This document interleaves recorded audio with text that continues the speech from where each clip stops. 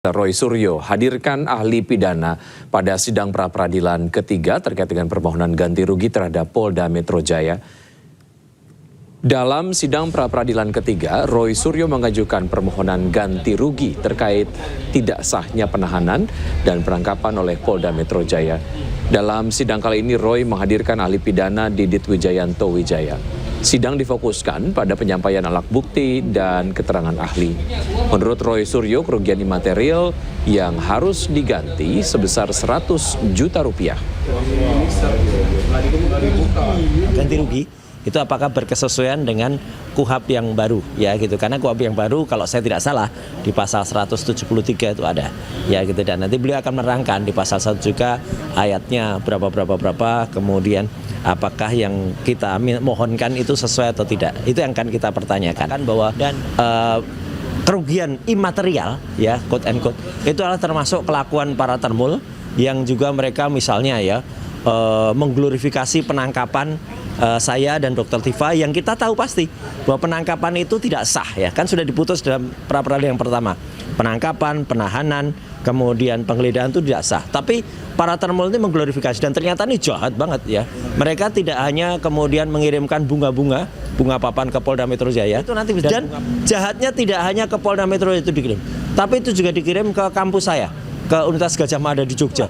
Itu kan sebenarnya juga merupakan satu kerugian yang sangat besar imaterial bagi, dan itu memang sulit dinilai ya, makanya nilainya adalah kami mohonkan atas konsultasi dengan kuasa hukum, kami mohonkan ada nilainya itu sesuai dengan undang-undang yang ada, jadi maksimalnya 100 juta ya. Termohon itu masih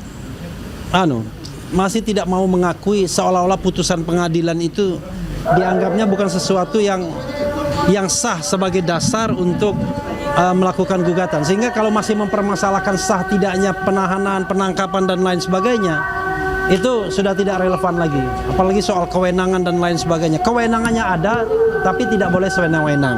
Nah, yang terakhir yang saya tadi mau tanya, sesungguhnya ini seperti mau ada penyesatan seolah-olah bahwa tindakan minta ganti kerugian itu hanya didasarkan pada undang-undang saja. Di situ kan dikatakan atau termasuk kesalahan dari penerapan hukum.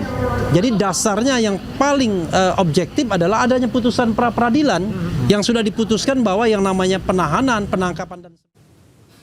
Ya, untuk informasi terkini sudah ada jurnalis iNews Ahmad Muharlin di Pengadilan Negeri Jakarta Selatan. Selamat siang Muharlin. Apa ada tanggapan dari pihak termohon yakni Polda Metro Jaya terkait dengan sidang tadi?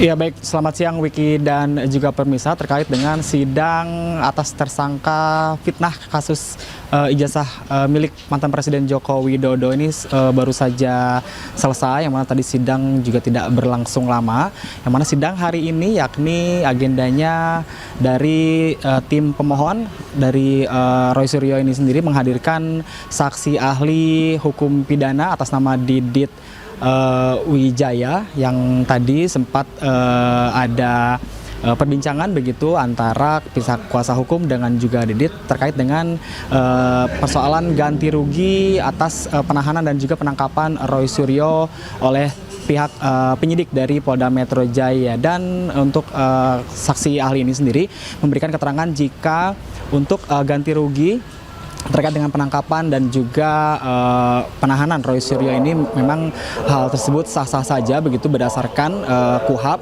yang mana hal ganti rugi tersebut mencakup kerugian material dan imaterial, yang mana pihak kuasa hukum Roy Suryo meminta ganti rugi sebesar 206 juta rupiah atas tersangka Roy Suryo yang mengalami kerugian begitu atas material dan juga imaterial atas penangkapan dan juga penahanan yang dilakukan oleh Polda Metro Jaya. Dan pihak Polda Metro Jaya sendiri menanggapi permintaan kerugian yang disampaikan oleh pihak tim kuasa hukum Roy Suryo, ini mereka tetap bersikeras agar meminta untuk hakim ini untuk membatalkan begitu atas kerugian yang dilayangkan oleh pihak tim kuasa hukum Roy Suryo CS atas dasar di mana penangkapan dan juga penahanan Roy Suryo pada beberapa waktu lalu itu memang pihak Polda Metro Jaya bersikeras jika penahanan dan penangkapan sudah berdasarkan prosedur yang sesuai dengan aturan undang-undang yang berlaku. Dan nantinya untuk sidang lanjutan akan digelar pada hari Senin dengan agenda saksi ahli yang akan dihadirkan oleh pihak termohon, yakni pihak penyidik dari Polda Metro Jaya. Wiki. Baik, Molen, terima kasih atas informasi yang Anda sudah sampaikan. Selamat bertugas kembali. Pemirsa, ke informasi lain, KPK menetapkan Bupati Pemalang Anom Widiantoro sebagai tersangka usai operasi tangkap tangan di sejumlah lokasi. Anom diduga melakukan pemerasan kepada bawahannya hingga hampir 2 miliar rupiah.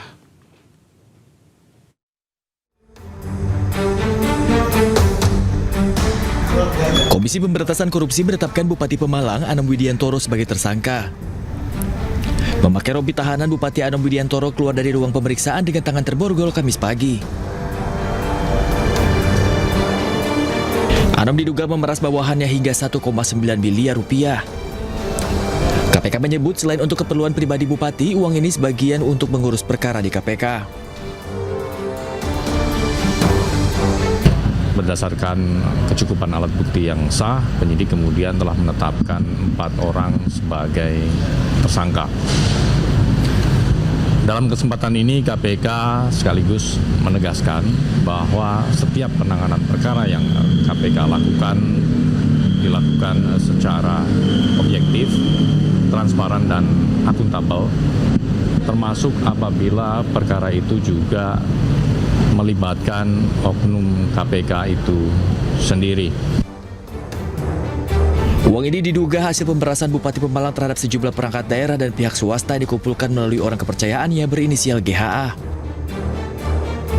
Saudara GHA atas perintah Saudara Awi melakukan pengumpalan uang hasil memeras beberapa pejabat dan pihak swasta yang berada di lingkungan Pemkab Pemalang, bahwa setelah mengambil uang dari pihak swasta pada hari Selasa tanggal 28 Juli 2026 malam hari, Saudara GHA diamankan oleh tim KPK.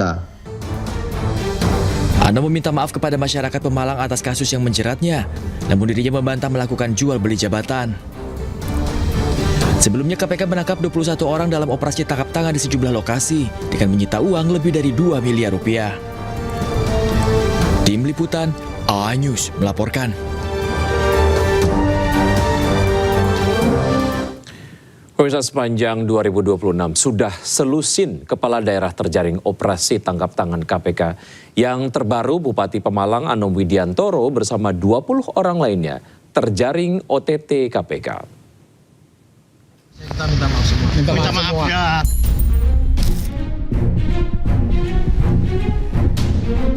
Mengenakan rompi oranye dan tangan terborgol, Bupati Pemalang Anom Widiantoro minta maaf. Anom keluar dari gedung KPK bersama 3 orang lainnya dikawal ketat penyidik KPK dan polisi dijebloskan ke tahanan. Bupati Pemalang Anom Widiantoro ditetapkan sebagai tersangka usai terjaring operasi tangkap tangan bersama 20 orang lainnya di Jakarta, Pemalang, dan Purworejo. Anom diduga melakukan pemerasan melalui orang kepercayaannya ke sejumlah perangkat daerah maupun rekanan swasta. Total terkumpul 1,98 miliar rupiah.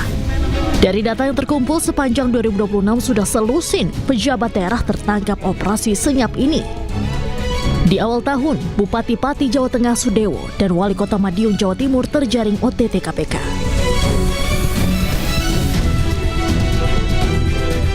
Sementara bulan Maret, 3 pejabat daerah kembali terjaring, yakni Bupati Pekalongan, Bupati Rejang Lebong, dan Bupati Cilacap. Di bulan April, Bupati Tulungagung Gatot Sunu juga terjaring operasi senyap. Pada bulan Juni ada Bupati Muara Enim Edison dan Bupati Kuantan Singingi Suhardiman ditangkap KPK. Dan terakhir selama bulan Juli 3 kepala daerah terjaring, yakni Bupati Sukoharjo, Bupati Lombok Barat, serta Bupati Pemalang.